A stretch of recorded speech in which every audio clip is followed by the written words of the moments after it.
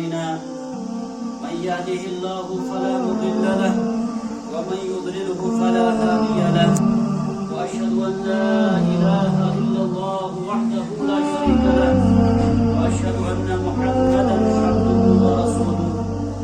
أعوذ بالله من الشيطان الرجيم. يا أيها الذين آمنوا اتقوا الله حق تقاته ولا تموتن إلا وأنتم مسلمون. يا أيها الناس اتقوا ربكم الذي خلقكم من نفس واحدة وخلق منها زوجها وبث منهما رجالا كثيرا ونساء واتقوا الله الذي تساءلون به والأرحام إن الله كان عليكم رقيبا. يا أيها الذين آمنوا اتقوا الله وقولوا قولا سديدا يصلح لكم أعمالكم ويغفر لكم ذنوبكم ومن يطع الله ورسوله فقد فاز فوزا عظيما. أما بعد فإن خير حديث كتاب الله وخير الهدي هدي محمد صلى الله عليه وسلم وشر الأمور محدثاتها ألا وكل محدثة بدعة وكل بدعة ضلالة وكل ضلالة في النار. يقول الله تبارك وتعالى في محكم التنزيل: قل هو القادر على أن يبعث عليكم عذابا من فوقكم أو من تحت أرجلكم أو يلبسكم شيعا ويذيق بعضكم بأس بعض انظر كيف نصرف الآيات لعلهم يفقهون. وقال سبحانه وتعالى في موضع آخر: ظهر الفساد في البر والبحر بما كسبت أيدي الناس ليذيقهم بعد الذي عملوا لعلهم يرجعون. وقال عليه الصلاة والسلام: يوشك الأمم أن تداعى عليكم كما تداعى الأكلة إلى قصعتها.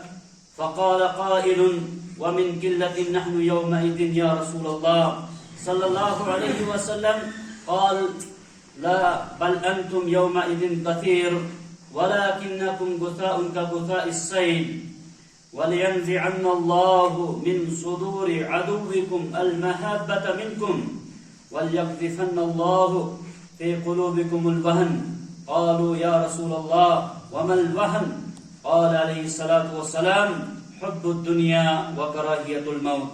رب اشرح لي صدري ويسر لي أمري واحلل عقدة من لساني يفقهوا قولي. رب زدني علما سبحانك لا علم لنا إلا ما علمتنا إنك أنت العليم الحكيم. اللهم صل على محمد وعلى آل محمد كما صليت على إبراهيم وعلى آل إبراهيم إنك حميد مجيد.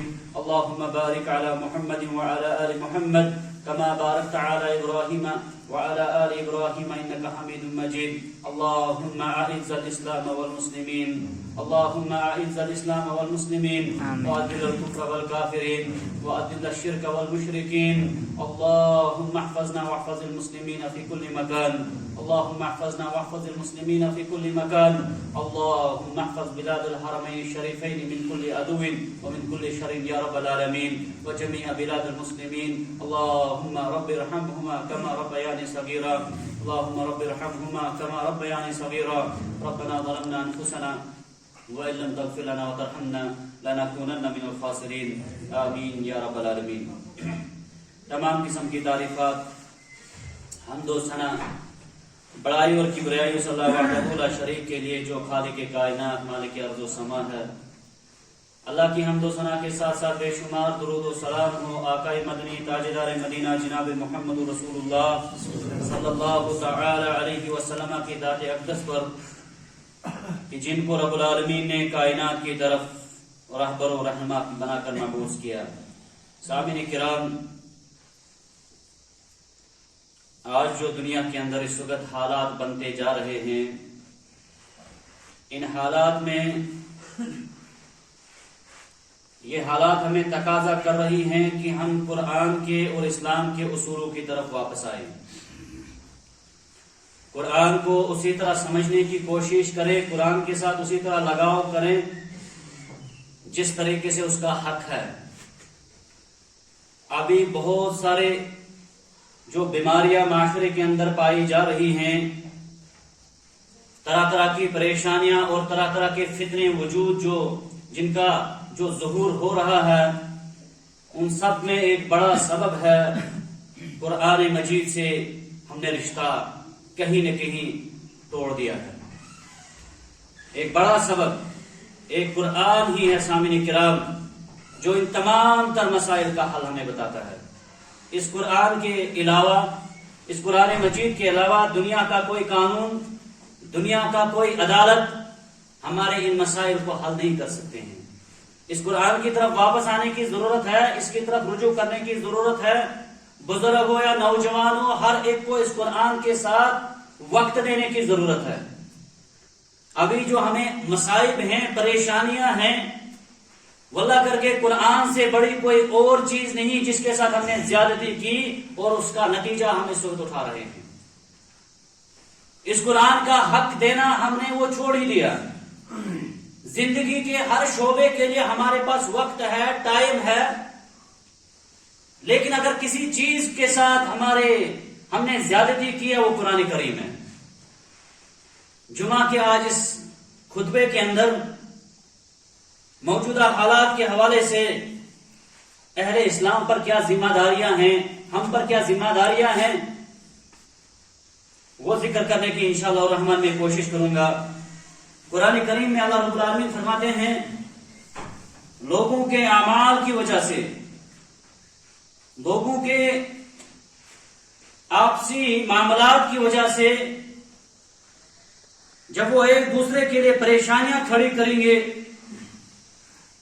اس کی وجہ سے زمین خشکی ہو یا تاری ہر جگہ فساد نظر آئے گا۔ ظہر الفساد فی البر والبحر بما کسبت ایدی الناس، لوگوں نے جو کچھ کیا اس کے عوض میں زمین خشکی ہو یا تاری ہر جگہ آپ کو فساد نظر آئے گا۔ لیذیقہم بعض الذی عملوا، اس فساد کے وقت جب اللہ تعالیٰ کسی عذاب میں گرفتار کرتے ہیں، اور اللہ تعالیٰ کے عذاب طرح طرح کے ہوتے ہیں سامنے کرام، اور جس آیت کریمہ کو آج میں نے آپ کے سامنے پڑھا، عذاب آسمان سے پتھر برسنے کو ہی نہیں کہتے سامنے کرام، عذاب زمین کے اندر دھسنے کو ہی نہیں کہتے سامنے کرام۔ قرآن کریم سورہ انعام آیت نمبر 65، یہاں سے جا کر آپ کھول کر پڑھیں گے، اللہ رب العالمین فرماتے ہیں، قُلْ هُوَ الْقَادِرُ عَلَىٰ أَن يَبْعَثَ عَلَيْكُمْ عَذَابًا مِّن فَوْقِكُمْ، یاد رکھو اللہ تعالیٰ کو یہ طاقت ہے کہ آسمان سے تم پر کسی عذاب کو نازل کر دے گا، اس کے پاس یہ طاقت ہے، یہ قدرت ہے۔ او من تحت ارجلکم، اس کے پاس یہ بھی طاقت ہے زمین سے تم کو عذاب میں گرفتار کرے گا، زمین کے زلزلے اور زمین میں دھسنے کی وجہ سے آپ کو عذاب میں گرفتار کر سکتا ہے۔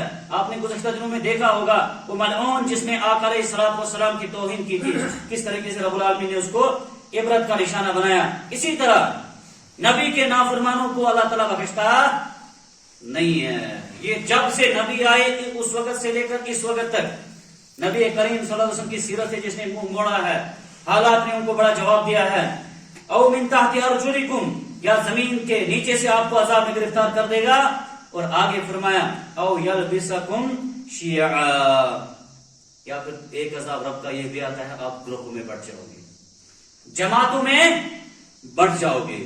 ابھی جو حالات ہیں، کیا یہ حالات تقاضا کر رہے ہیں کہ ہم ایک دوسرے کے ساتھ رسہ کشی کریں، ایک دوسرے کے خلاف محاذ کھڑا کریں جس کا اغیار کو فائدہ ہو جائے؟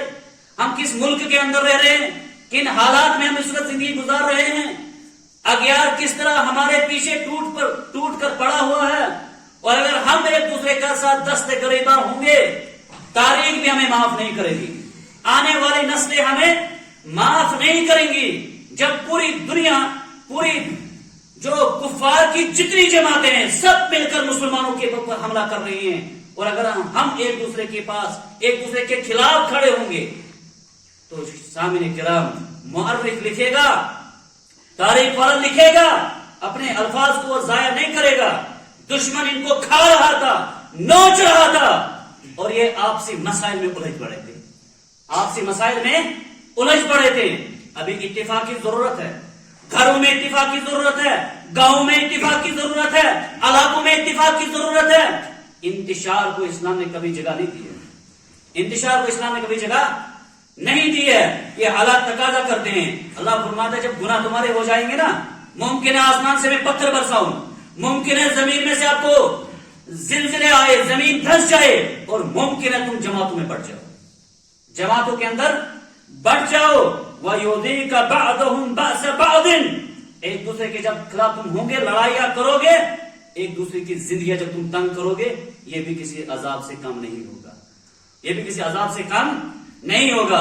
حدیث میں آیا غالباً صحیح مسلم کے اندر حدیث موجود ہے، اللہ کے نبی صلی اللہ علیہ وسلم نے فرمایا، میں نے اللہ سے دعا کی، میں نے اللہ سے دعا کی، اللہ میری اس امت کو 3 دعائیں مانگی، نبی نے 3 دعائیں مانگی۔ ایک کا مجھے اس کو ہلاک نہیں کرنا، قحط ساری سے نہیں مارنا۔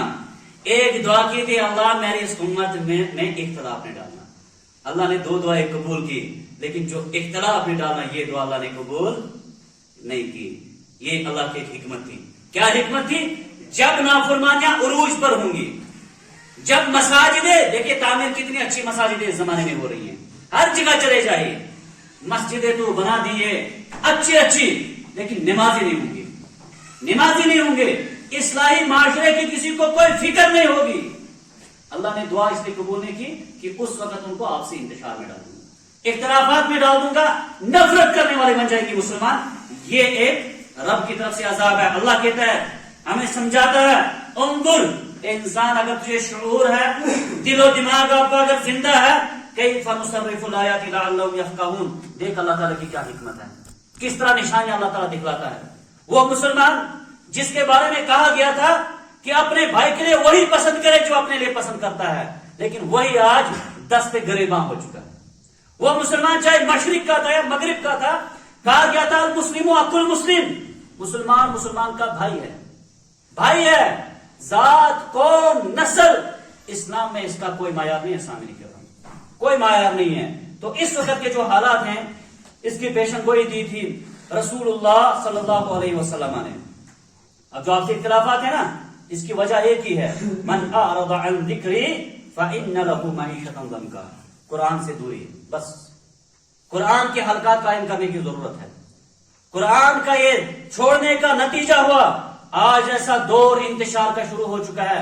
قرآن سے بس کتنے لوگ قرآن سے جڑے ہوئے ہیں، کہاں پر قرآن کی درس و تدریس ہے؟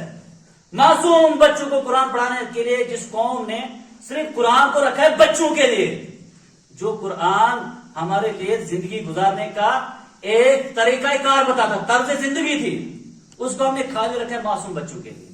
بچے قرآن پڑھیں گے، ان کو ناظرہ پڑھاؤ، ان کو محنت کرو، نہیں سامنے نہیں کرو، ٹھیک ہے بچوں کو ناظرہ پڑھاؤ، لیکن ضرورت اس چیز کی ہے علماء کرام کے ساتھ جڑ کر قرآن کریم کے دروس کا اہتمام کرایا جائے۔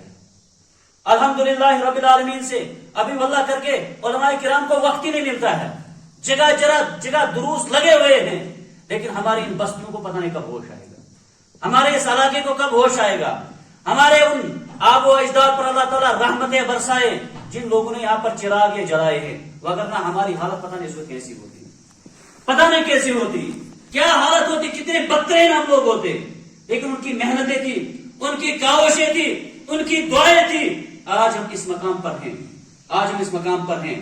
تو لہذا قرآن کے ساتھ رشتہ جوڑنے کی ضرورت ہے۔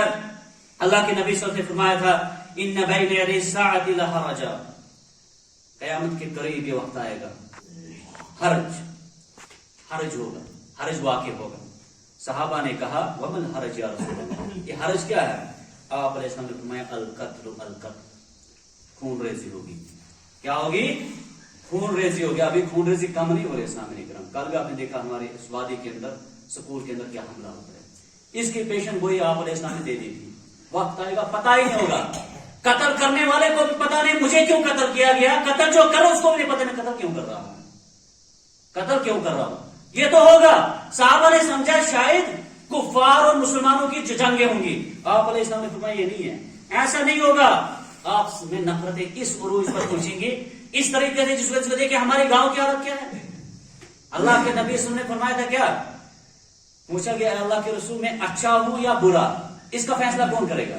کیونکہ ہر ایک انسان اپنے آپ کو سب سے اچھا ہی سمجھتا ہے، کوئی اپنے آپ کو کبھی برا، جتنا برا ہو خود کو اچھا ہی کہتا ہے۔ اللہ کے رسول نے پوچھا گیا کہ کون فیصلہ کرے گا میں اچھا ہوں یا برا؟ ہماری عبادت ہے نا سامنے کرام، یہ اس مسجد کی چھت سے اوپر نہیں جاتی ہوئی، اس حدیث کو ذرا غور سے سننا، سینے پر ہاتھ رکھ کر سننا۔ آپ علیہ السلام نے فرمایا حقوق اللہ کے ساتھ ساتھ نمازوں میں کوتاہی ہوگی نا، دیگر عبادات میں کوتاہی ہوگی، حقوق اللہ میں ہو سکتا ہے اللہ معاف کر دے، اللہ کی منشا ہے۔ لیکن دوسرا مسئلہ جو ہے نا حقوق العباد کا، اس کی معافی نہیں ہوگی، وہاں نیکی اور گناہ کا سودا ہوگا۔ اللہ کے رسول نے فرمایا کون فیصلہ کرے گا آپ اچھے ہو یا برے انسان ہو؟ فرمایا آپ اپنے ہمسائے سے پوچھو، آپ اپنے ہمسائے سے پوچھو۔ اگر ہمسایہ آپ کا بولتا ہے آپ اچھے انسان ہو، دنیا کے کسی دور کسی دوست کی گواہی کی ضرورت نہیں پڑے گا۔ اگر آپ کا ہمسایہ کہتا ہے آپ اچھے ہیں، آپ اچھے ہیں، یہ کون فرماتے ہیں؟ رسول اللہ صلی اللہ علیہ وسلم۔ اگر آپ کا ہمسایہ کہتا ہے کہ آپ برے انسان ہیں، یاد رکھنا اپنی عبادتوں کا حساب لگا دینا، کہیں وہ عبادتیں آپ کی ضائع نہ ہو جائے۔ ہمسائے کی حقوق، ہمسائے کے حقوق، حقوق العباد سے جمعہ کے دن ایک درس بھی چل رہا ہے ابھی ہمارا آن لائن، بہت دور دور سے لوگ جڑ جاتے ہیں درس سننے کے لیے، لیکن ہمارے بستی میں جن سے حقوق اللہ بھی ادا ہو رہے ہیں، حقوق العباد بھی ادا ہو رہے ہیں، بھائی بھائی دست گریباں۔ ہمارے گاؤں اپسی ان علاقوں میں شکایتیں دیکھیں گے نا، اگر ہم چھوٹی چھوٹی شکایتیں کیسی دیکھنے کو ملتی ہیں، بہت چھوٹی چھوٹی۔ میں اس میں فرماتا سب سے بہترین صدقہ ہے پانی، سب سے بہترین صدقہ ہے پانی۔ تو ہم اس چیز کا اپنا حساب لگائے، ہمسایوں کے بارے میں ہمارے کہیں ایسی پکڑ تو نہیں ہوگی، پکڑ تو نہیں ہوگی۔ اگر آپ کے ساتھ کوئی برائی کر رہا ہے، یہاں سے برائی کرنا اسلام تو نہیں سکھاتا ہے، نہیں سکھاتا ہے۔ اسلام یہ سکھاتا ہے کہ برائی کرے آپ کو ایسے اچھائی پیش کرنی ہے، اچھائی پیش کرنی ہے۔ تو آپ علیہ السلام نے فرمایا ایسا نہیں ہوگا کہ کفار اور مسلمانوں کا قتل ہوگا، نہیں، وَلَٰكِن يَقْتُلْ بَعْضُكُمْ بَعْضًا۔ یہ نفرتیں بڑھتی جا رہی ہیں، ابھی ہم قرآن کی طرف واپس نہیں آ رہے، مزید یہ نفرتیں جب بڑھتی جائیں گی، اللہ کے نبی کی پیشن گوئی واقع ہوگی، تم ایک دوسرے کا قتل کرو گے، حَتَّى يَقْتُلَ الرَّجُلُ جَارَهُ۔ ایسا بھی وقت آئے گا ایک ہمسایہ دوسرے ہمسایہ کو قتل کرے گا، اس کا خون بہائے گا، کیونکہ آپ سے نفرتیں ابھی کم نہیں پہنچی ہوئی ہیں، کم نہیں ہے سامنے کرام۔ کئی مرتبہ میں جو شکایت جو دیکھنے کو ملتی ہے نا، عجیب لگتا ہے، بہت عجیب لگتا ہے۔ آپ علیہ السلام نے فرمایا اتنا ہی نہیں، وابن عمہ، اپنے چچے کے بیٹوں کو بھی مار سکتا ہے۔ جب نفرت حد کو پہنچ جائے گی نا، جب وہ انسانیت کے مقام سے نکل کر درندہ بن جائے گا، اس وقت اپنے چاچے کے لڑکے کو بھی نہیں بخشے گا، وَذَا قَرَابَتِهِ، قریبی لوگوں کو بھی مار دے گا جب اس کے پاس انسانیت۔ کیا دیکھا کہیں پر کوئی بھیڑیا کسی بھیڑیا کا گوشت کھاتا ہے؟ نہیں، وَيَأْكُلُ بَعْضُنَا بَعْضًا عَيَانًا، لیکن انسان کا گوشت کھاتے اس وقت نظر آ رہا ہے سامنے کی طرف۔ اس وقت کے جو حالات ہیں یہ ہمیں یہ بتلا رہے ہیں کہ آپس میں بھائی چارگی، اور آپسی بھائی چارگی عمل کے بغیر نہیں ہوگی۔ آئی سمجھ؟ جب تک ہم پکے نمازی نہیں بن جائیں گے آپسی بھائی چارگی ممکن نہیں ہے، جب تک ہم قرآن کے ساتھ نہیں جڑیں گے بھائی چارگی ممکن نہیں۔ ممکن ہم گلے لگا سکتے ہیں باہر، لیکن اندر نفرت رہے گی۔ اللہ کے نبی سے فرمایا گیا تھا نا، نبی نے فرمایا تھا اس دل کو بھی زنگ لگتا ہے، یہ دل بھی سخت ہو جاتا ہے۔ کہا تھا اس کا علاج کیا ہے رسول اللہ صلی اللہ علیہ وسلم؟ علاج کیا ہے؟ جب دل سخت ہو گیا، نہیں اثر ہو رہا ہے، اندر قدورت بھری ہے، باہر میٹھی باتیں ہیں، اس کا علاج کیا ہے؟ آپ علیہ السلام نے فرمایا تھا اس کا علاج تلاوت قرآن ہے۔ اس کا علاج نکالے وقت، ہمارے نوجوان موبائل سب کے پاس موجود ہیں، نکالیے وقت، دن میں 1 گھنٹہ مقرر کیجیے۔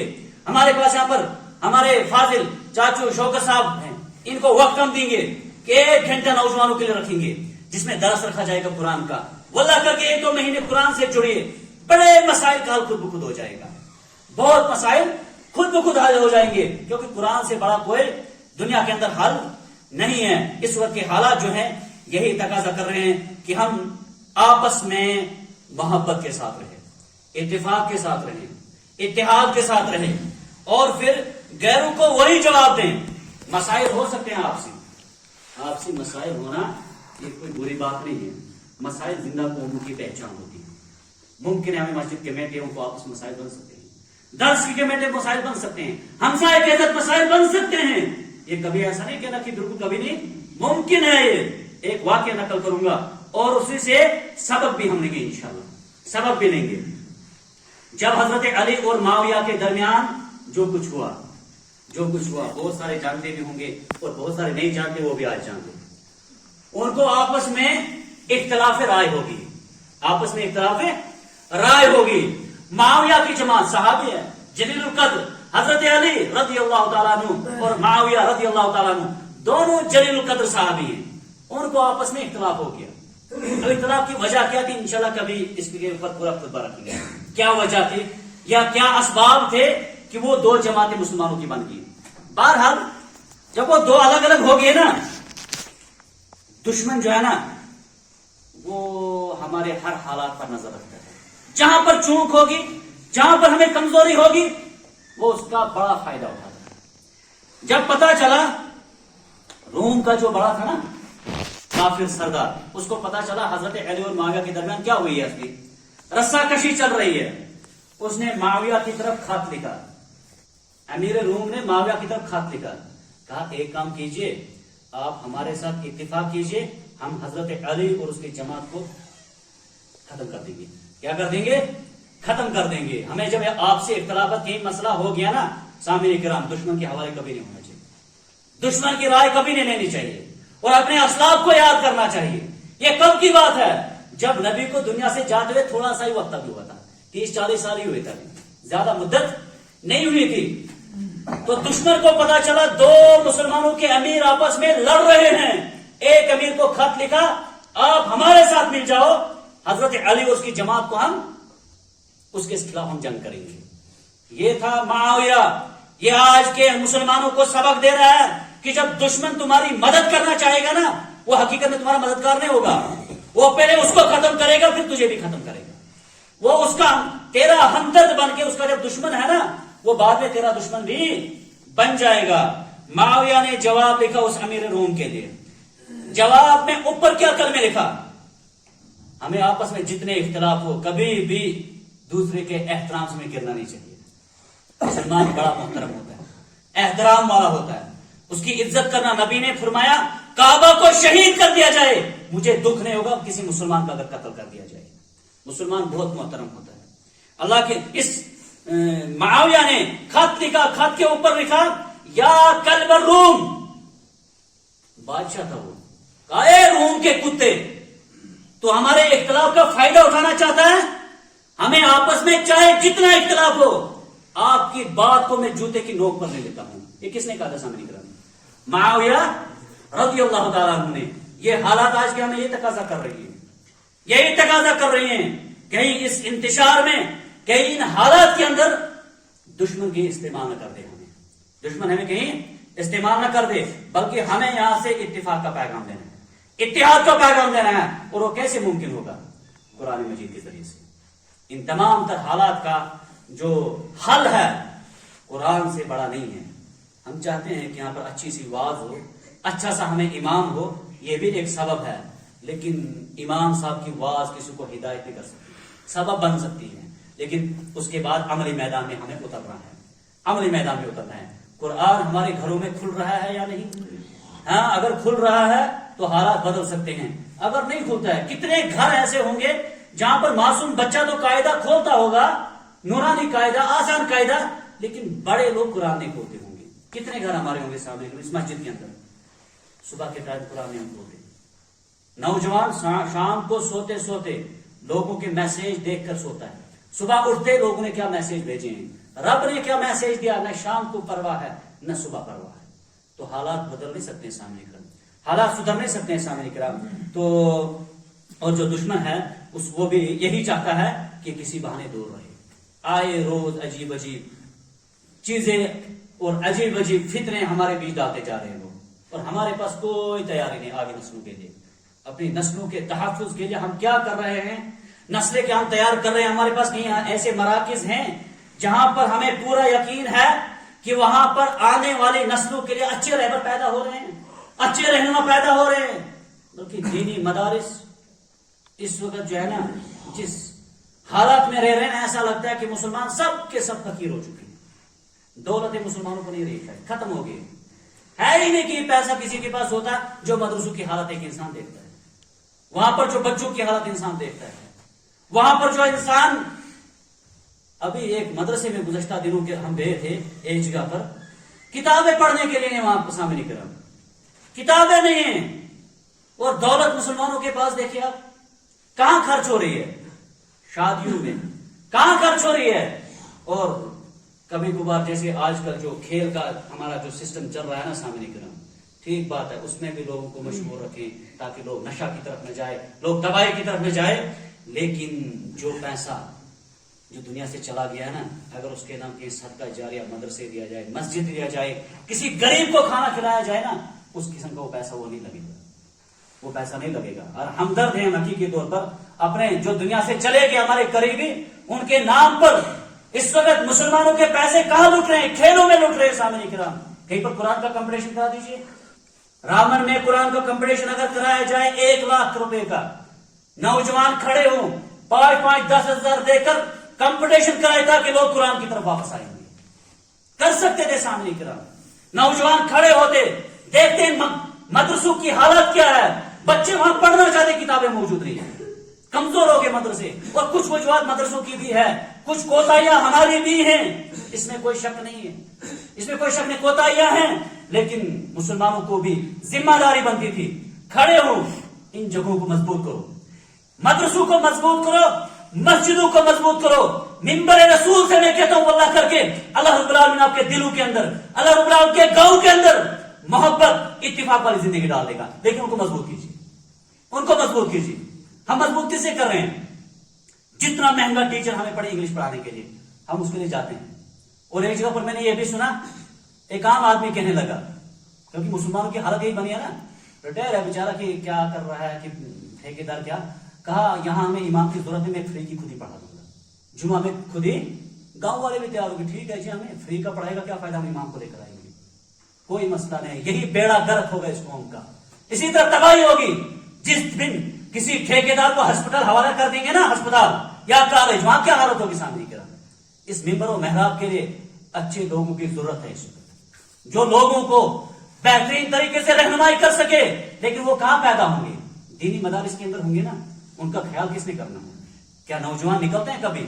10 نوجوان جائیں گے کسی مدرسے کو، دیکھیں گے یہاں پر کن چیزوں کی ضرورت ہے، ہر گھر میں جائیں گے، ہمیں اس مدرسے کی ضرورت کو پورا کرنا ہے. القلیۃ الکشفیہ مرحوم مولانا اسماعیل اصغری صاحب، اور اس سے پہلے بزرگوں نے اس کی بنیاد جنہوں نے ڈالی ہے، وہ اس کو کیا چاہ رہا ہے ہم سے؟ مضبوط کرنا. اگر ہم یہاں سے میچ دیکھنے کے لیے مالیگاؤں جا سکتے ہیں، کس دن میرے گاؤں کا نوجوان مالیگاؤں کشف کی حالت دیکھنے گیا اور کہ تو حالت بدل جائیں گے. یہ جی مولوی نے دین خراب کر دیا. مولوی نے خراب نہیں کہ ان کو بھی موقع ملتا ہے کہ اپنا فائدہ اٹھا لیتے. اگر آپ بیدار ہوتے کوئی فائدہ نہیں اٹھاتا، نہیں اٹھا سکتا. خود جاتے، خود پوچھتے وہاں کیا کن چیزوں کی ضرورت ہے. اور کبھی کبھار ایسا بھی ہوتا ہے، کچھ لوگ چندہ بھی نہیں دیتے ہیں آج کل کے دور میں، کچھ لوگ. کیوں؟ کیونکہ کچھ لوگوں نے دھوکہ کیا ہے، اس میں کوئی دو رائے نہیں ہے. اس لباس میں آئے، چندہ لیا، نہ وہاں مدرسہ تھا نہ مسجد تھی، لوگوں کو اعتبار ختم ہو گیا. لیکن آپ جب خود جائیں گے، وہاں خود مشاہدہ کریں گے، پھر آپ کو ضرورت نہ پڑے گی. وہاں جن چیزوں کی ضرورت، کتابوں کی ضرورت ہے، کتابیں خرید کر وہاں ڈال دو. کوئی گھپلا نہیں کر پائے گا، کوئی دھوکہ نہیں کر پائے گا. کیا اس ابھی وہاں کچھ کمرے تیار کیے تھے القلیۃ الکشفیہ کے اندر، پچھلے دنوں کچھ 1-2 لوگ وہاں پر کھڑے ہوئے، بہت اچھا لگتا ہے وہاں جانے کو. لیکن ابھی بھی وہاں بہت ضرورت ہے، بہت ضرورت ہے. تو ان جگہوں کو مضبوط ہم کریں گے سامنے کرام، ضرور ہوگا کہ حالات ہمارے بدلیں گے. ورنہ اس دنیا کے پیسے پیچھے جتنا پیسہ خرچ کرو نا، بے سکونی رہے گی، ہاں قرار نہیں رہے گا. کل ہی شام کو مجھے ایک ساتھی واقعہ سنا رہا تھا، واللہ کر کے 1 کروڑ پتی انسان کا اس وقت اس مقام پر پہنچا ہے. وہ تعلق غالب کہیں کی پوگل نیند سے اس کا ہے، کا خودکشی کے مقام پر پہنچا ہوا آدمی، ہر جگہ پیسہ لٹایا لیکن رب کی طرف نہیں آیا.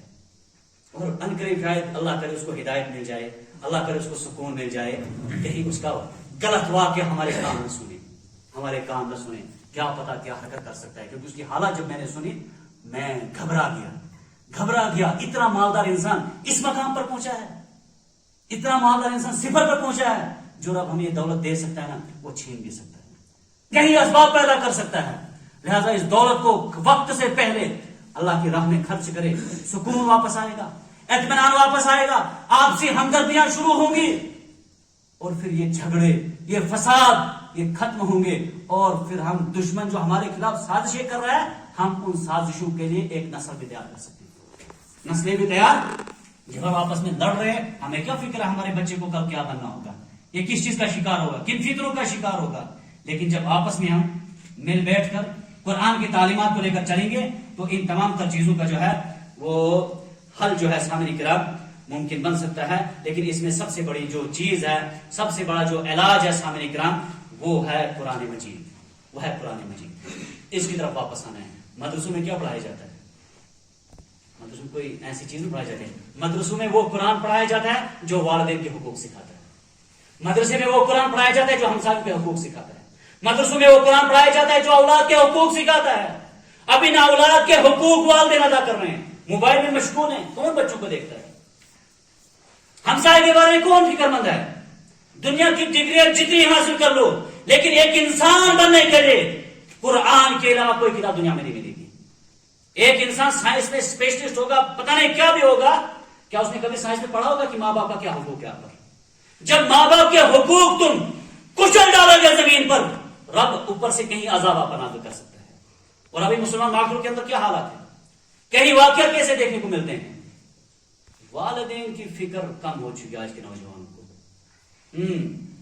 جو مقام دینا تھا والدین کو، بیوی بچوں کا اپنا حق ہے، ان کا اپنا حق ہے۔ آتی کل ذی حق حق کا ہوں، ہر حقدار کو اپنا حق دینا۔ ماں کا حق ہڑپ کر کے بیوی کو دینا، بیوی کا حق ہڑپ کر کے ماں کو دینا، دونوں زیادتی ہے، دونوں ظلم ہیں۔ لیکن یہ کہاں سکھائے جائیں گے سامعین کرام؟ مدارس کے اندر۔ مدارس کے اندر ہمارے یہاں استاد محترم کہاں سے آتے سفر کر کے، کہاں سے آتے سفر کر کے؟ اللہ کبھی مجھے رونا آتا لیکن ان کے حالات دیکھ کر۔ جائے یہاں سے کوئی اس تنخواہ پر دیر صبح کے وقت اور وہاں بنگلہ میں جا کر ٹیوشن پڑھائے، کوئی مزدور یہاں سے مزدوری کرنے جائے، دن کا کتنا لے گا؟ مجھے چلنا ہے، صبر آتا ہے۔ اور ایک عالم دین کا ہمارے ہاں یہ مقام ہے، ہمارا پیسہ گاڑیوں کے پیچھے، ہمارا پیسہ شادیوں میں تباہ برباد، یہاں کے لیے پیسہ نہیں نکلتا ہے۔ پچھلے دنوں ایک جگہ پر میں گیا، ایک ساتھی نے مجھے کہا آپ کے پاس امام کون ہے؟ میں نے کہا فلاں نہیں۔ کہا 15-20 ہزار اس کو تنخواہ دیتے ہو، اتنے دور سے آتا ہے۔ کیا جواب دیتا میں اس کو؟ فقیر ہے میں رہا ہوں اس معاملے میں، فقیر ہے میں رہا ہوں اس معاملے میں۔ مکانوں کی حالت دیکھو، جسے قارون کی نسلیں ہیں، فرعون کی نسلیں ہیں۔ ہم محمد رسول اللہ کے ہیں جو چٹائی پہ سو کے رب کی حمد بیان کرتا تھا، بھوکا رہ کر تہجد پڑھا کرتا تھا۔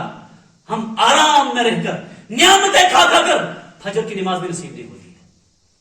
مساجد کی حالت، مدرسوں کی حالت دیکھ کر واللہ رونا آتا ہے اس وقت۔ میں خود اس شعبے سے تعلق رکھتا ہوں، کن حالات سے بچیاں گزرتی ہیں۔ واللہ کبھی رات کو بچی بیمار رہتی ہے، بے قرار رہتا ہے انسان، کچھ نہیں کر سکتا ہے، کیوں؟ غریب گھرانے کی بیٹی ہے، علاج کون کرے گا ان کا؟ کون کرے گا؟ ہم مسلمانوں کے پیسے تو کرکٹ میچ کے پیچھے تباہ ہو رہے ہیں، والی بال کے پیچھے تباہ ہو رہے ہیں، کس کو فکر ہے وہاں پر کیا حالت ہو رہی ہے؟ مسلمانوں، اسلام کے ساتھ آپ کی غداری زمین پر ہے، آسمان سے تم پتہ تھا کہ عذاب برس سکتے ہیں۔ حکمرانوں کا ظلم، مہنگائی کا ظلم، بے روزگاری کا ظلم، آپسی نفرت کا ظلم، اسباب کیا سامنے کرام؟ دین سے دوری ہے۔ دین کا قدر کیجئے، اس کا احترام کیجئے۔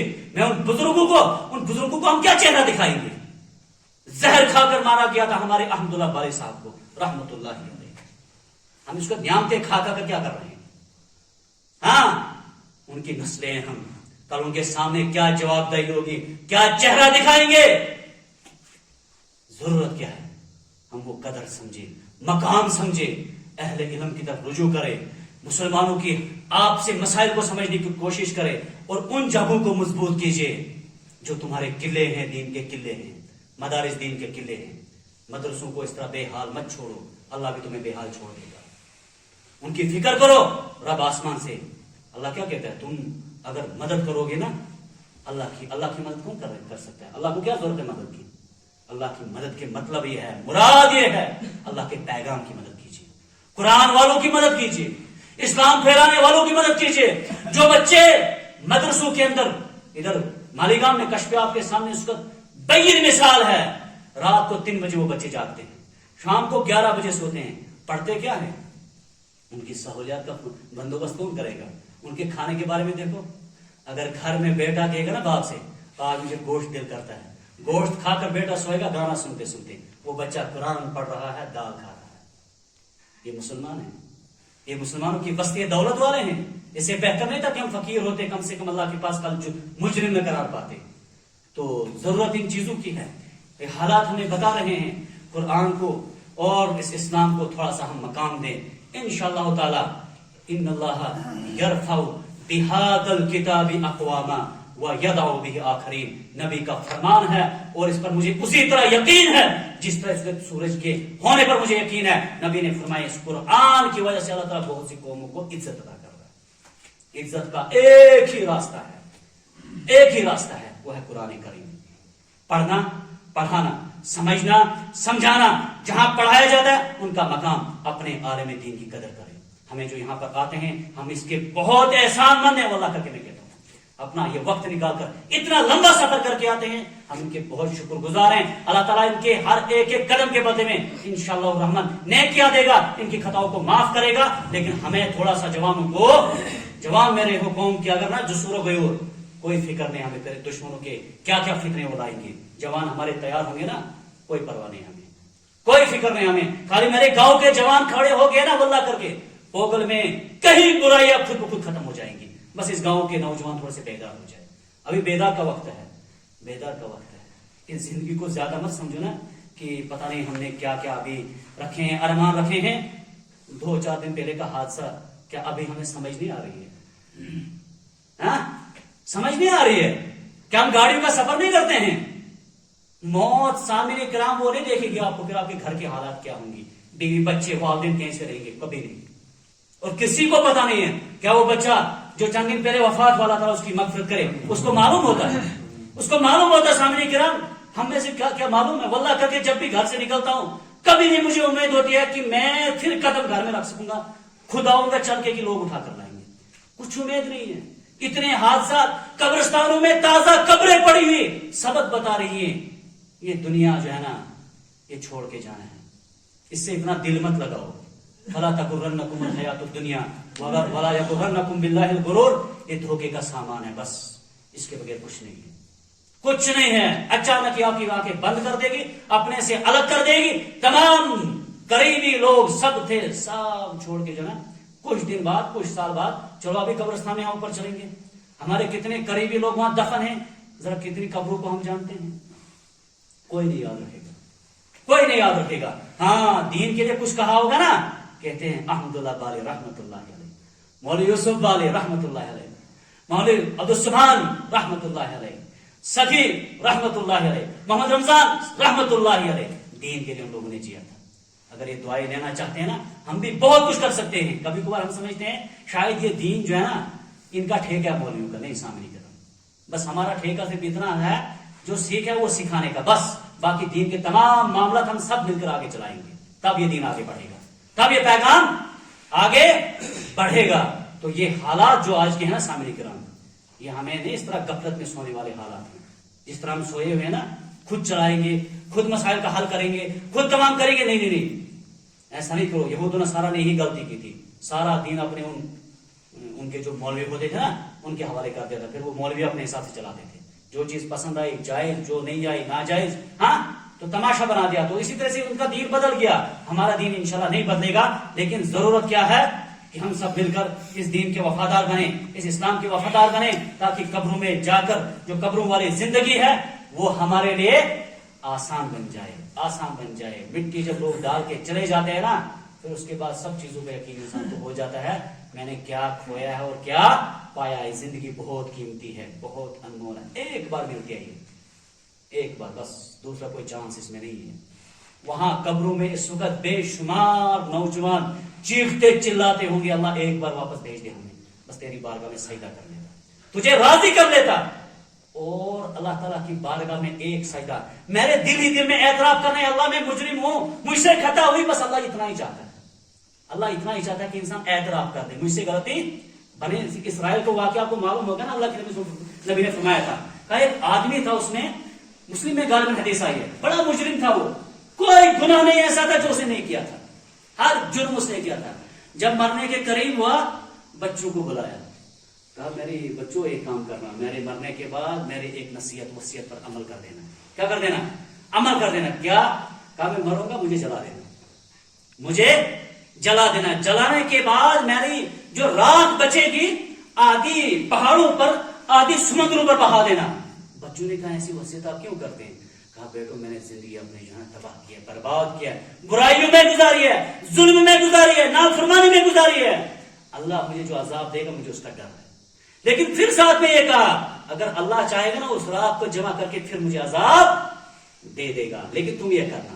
بچوں نے ایسا ہی کیا، بچوں نے دل میں ضرور ہے کہ خدا کا خوف، خدا کا، جب انسان غلط کرے نا، گناہ ہونا، اعتراف ہونا چاہیے اللہ مجھ سے غلطی ہوئی، شیطان نے بہکا دیا مجھے، اپنے نفس امارہ نے بہکا دیا۔ جب مر گیا بچوں نے ایسا ہی کیا، اللہ نے اس رات کو حکم دیا جمع ہونے کا، کہا ایسا کیوں کیا تم نے؟ جب انسان اس کو پیدا کیا دوبارہ کیوں کیا ایسا؟ کہ اللہ تیرے عذاب کا ڈر تھا، لیکن مجھے یقین تھا تو چاہے گا پھر مجھے زندہ کر دے گا، ملا سکتا ہے۔ اللہ نے کہا جا میں نے تجھے معاف کر دیا، جب تو میرے عذاب سے ڈرتا تھا نا، بس اتنا ہی اللہ کو چاہیے، اللہ کو اتنا ہی چاہے کہ ہم اعتراف کریں جو ہم نے غفلت میں زندگی گزار رہے ہیں، جو اس وقت کوتا ماحول بنایا نا، اصل میں ماحول بنایا ہے، بزرگ بھی چل رہے ہیں میچ دیکھنے، نوجوان بھی جا رہے ہیں میچ دیکھنے، ان قریب یہی غفلت رہی، آرام سے اپنے بیوی بچوں کو لے کر میچ دیکھنے کے لیے نکلیں گے۔ یہ وقت آ رہا ہے، پھر پتہ نہیں کیا کیا فتنے دستک دیں گے، اس سے پہلے ہمیں تھوڑا سا بیدار ہونا ہے۔ اللہ تعالیٰ سے دعا ہے کہ الہ العالمین ہمیں دین کے اس پیغام کو، اسلام کے اس پیغام کو، قرآن کے اس پیغام کو سمجھنے کی توفیق عطا فرما۔ پروردگار ہمیں آپسی اتفاق اور اتحاد والی زندگی نصیب فرما۔